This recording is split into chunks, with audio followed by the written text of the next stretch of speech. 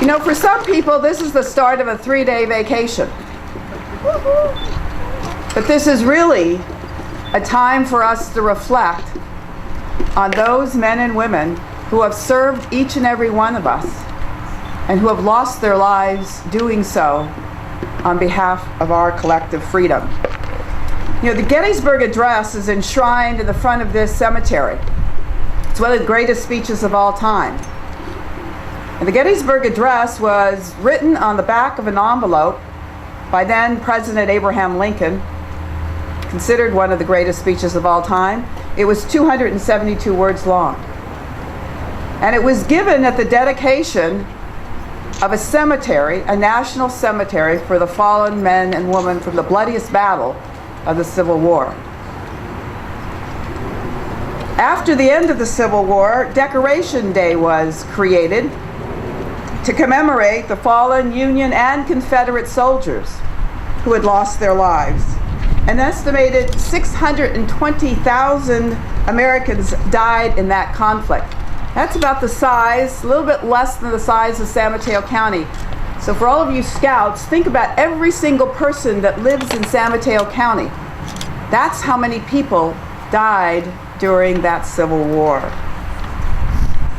And at the conclusion of World War I in 1919, the purpose of Decoration Day was expanded to honor all fallen soldiers. But it wasn't until President Lyndon Johnson actually dedicated Memorial Day that it became such a significant national day, such a holiday in remembrance of those who have fallen. So, today we honor the 1.2 million Americans over the course of our history who have died serving this country.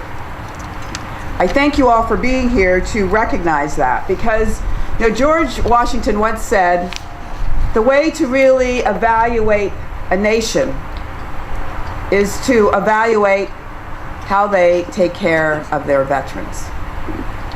It's something that I hold very dear, something that we all should hold very dear.